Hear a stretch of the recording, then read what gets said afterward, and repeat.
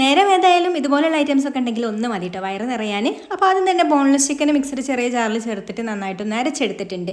ഇനി ഒരു പാനിൽ ഓയിൽ ഒഴിച്ചു കൊടുത്തിട്ട് കുറച്ച് വെളുത്തുള്ളി അരിഞ്ഞ് ചേർത്തിട്ട് ഒന്ന് വഴറ്റിയെടുത്തതിന് ശേഷം അരച്ച് വെച്ചിട്ടുള്ള ചിക്കൻ ചേർത്ത് കൊടുക്കുക. എന്നിട്ട് മിക്സ് ചെയ്ത് കൊടുത്ത് കളറൊന്ന് മാറി വന്നാൽ പാകത്തിനുള്ള ഉപ്പും സവാള അരിഞ്ഞതും ക്യാപ്സിക്കം അരിഞ്ഞതും കൂടി ചേർത്തിട്ട് വഴറ്റിയെടുത്തിട്ട് ഈ സവാളയൊക്കെ ഒന്ന് ചെറുതായിട്ട് വഴറ്റിയെടുത്താൽ മതി കേട്ടോ. ഒരുപാട് അങ്ങ് കുഴഞ്ഞു പോകുമൊന്നും വേണ്ട, ഒരു കടി ഒന്ന് മാറി കിട്ടിയാൽ മതി. എന്നിട്ട് ഇതിലേക്ക് ഗരം മസാലയും കുരുമുളക് പൊടിയും ചില്ലി ഫ്ലേക്സും കൂടെ ചേർത്ത് മിക്സ് ചെയ്ത് കൊടുക്കുക. പിന്നെ ലാസ്റ്റ് ടൊമാറ്റോ സോസും കൂടി ചേർത്ത് മിക്സ് ചെയ്ത് കൊടുത്ത് ഫ്ലെയിം ഓഫ് ആക്കിയാൽ ഇതാ നമ്മുടെ മസാല റെഡിയായി. ഇനി ബണ്ണാണ് എടുത്തിട്ടുള്ളത്. ബണ്ണിൻ്റെ ആ ഒരു ബാക്ക് സൈഡ് ഒന്ന് ഇതുപോലെ കട്ട് ചെയ്ത് മാറ്റിയതിന് ശേഷം അതിൻ്റെ ഉള്ളിലേക്കായിട്ട് നമ്മൾ റെഡിയാക്കി എടുത്തിട്ടുള്ള മസാല ഫില്ല് ചെയ്ത് കൊടുക്കാം.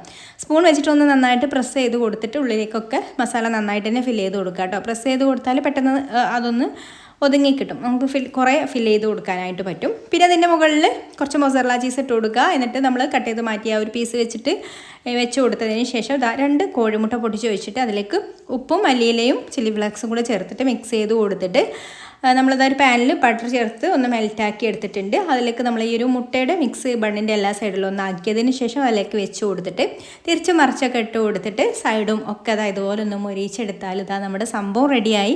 ബ്രേക്ക്ഫാസ്റ്റ് ആയിട്ടോ ഡിന്നറായിട്ടോ സ്നാക്കായിട്ടൊക്കെ കഴിക്കാം കേട്ടോ. അടിപൊളിയായിട്ടാണ്, ട്രൈ ചെയ്ത് നോക്കിക്കോളൂ. ഇഷ്ടമായിട്ടുണ്ടെങ്കിൽ ലൈക്ക് ചെയ്യാനും പേജിൽ നിന്ന് ഫോളോ ചെയ്യാനും കൂടി മറക്കല്ലേ.